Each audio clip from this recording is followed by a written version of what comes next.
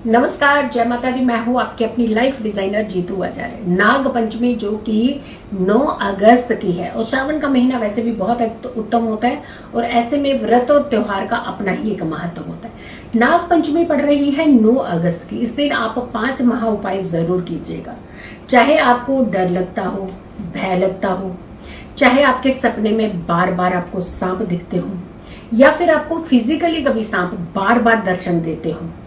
इसके अलावा आपको पंचमी तिथि पर ही कोई ना कोई परेशानी जरूर आती हो या फिर आपको कोई मन्नत आपने मांगी थी और वो मन्नत आप किसी कारण से पूरी नहीं कर पाए हो। आपकी मन्नत तो पूरी होगी लेकिन आपको भूल गए हैं, याद नहीं है। ऐसा बार बार कई बार लगता है कि ऐसा लगता है कि हमने कोई मन्नत मांगी हुई है लेकिन आपको याद नहीं आता कि आपने कौन सी मन्नत मांगी हुई है। देखिए, सबसे बड़ी बात क्या होती है, मन्नत मांग लेना और मन्नत पूरी हो जाना, ये तो आपका सब कुछ काम हो गया। लेकिन आपने उस मन्नत को पूरा नहीं किया तो ये आपकी एक बहुत बड़ी जिम्मेदारी भी तो बन जाती है।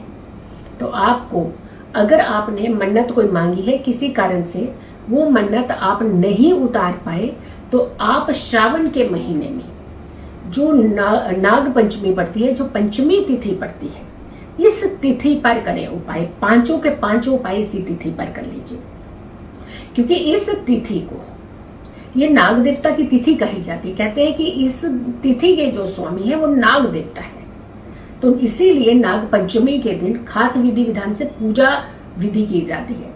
अब ये 8 नागों को तो बहुत श्रेष्ठ माना गया है। अब 8 नाग कौन कौन से हैं? कहते हैं इस दिन 8 नागों का ध्यान करते हुए पूजा करनी चाहिए। सबसे पहले तो 8 नागों में से पहला नाम अगर के हम देखते हैं तो अनंत, वासुकी, तक्षक, करकट, करकोटक भी कहते हैं इसे, करकोटक भी कहते हैं, करकट भी कहते हैं इसे, और पदम, महापदम और कुलिक, शंखपाल। ये 8 जो नाम है ना, ये नागों के नाम है और ये 8 के 8 का ध्यान करते हुए इस दिन पूजा विधि विधान करनी चाहिए। तो 5 ऐसे कौन से उपाय हैं, क्योंकि यहाँ कंसर्न आ रहा है कि आपकी मन्नत का, यहाँ कंसर्न आ रहा है आपकी अड़चनों का, यहाँ कंसर्न आपकी डर और भय का आ रहा है, यहाँ कंसर्न आपकी रातों की नींद उड़ जाने का आ रहा है। सबसे पहले तो हो सके अगर आप किसी ऐसे व्यक्ति को जानते हैं जिसने नाग को कैद करके रखा है, जैसे सपेरे ही करके रखते हैं ज्यादातर, तो आप उसे आजाद करवा सकते हैं। तो पहला उपाय आपका यही है कि आप उसे आजाद करवा सकते हैं और अपनी मन्नत को पूरा कर सकते हैं। दूसरा, अगर आप ऐसे किसी व्यक्ति को नहीं जानते हैं, सपेरे को नहीं जानते हैं, ऐसा काम नहीं कर पाते हैं, ये विधि नहीं कर पाते हैं, तो एक चांदी के नाग नागिन लीजिए, उसे आप बहते हुए जल में बहा दीजिए।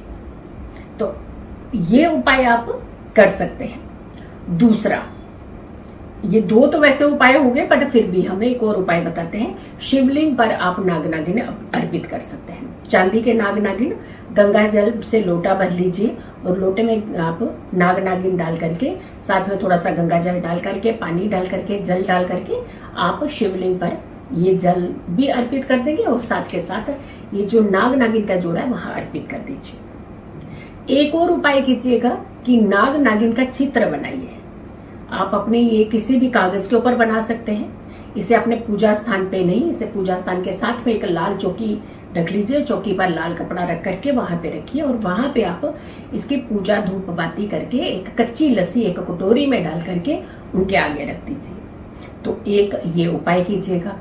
एक और उपाय है जिसे करने से कहते हैं कि भय डर खत्म हो जाता है। घर का मुख्य दरवाजे के दोनों तरफ पर एक एक नाग नागिन का चित्र बनाइए और वहां पर भी पूजा जरूर कीजिएगा। ये भी बहुत उत्तम माना जाता है इस दिन।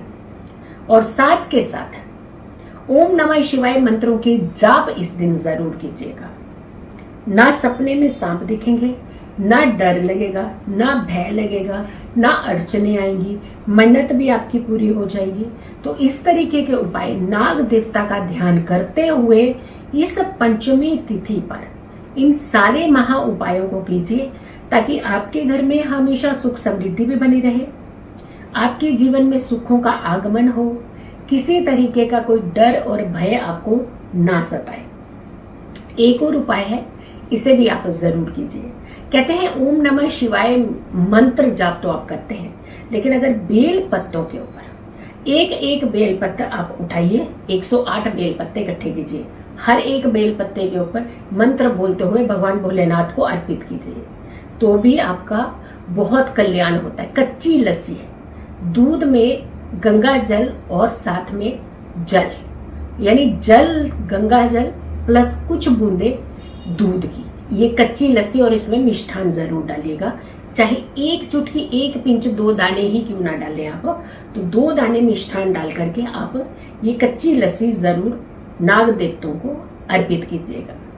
ये भी बहुत अच्छा कल्याण करने। अगर आप नाग देवता का स्थान जानते हैं, जहाँ नाग देवता के स्थान बने होते हैं, वहां भी जाकर के आप कच्ची लस्सी जो है वो अर्पित कर सकते हैं।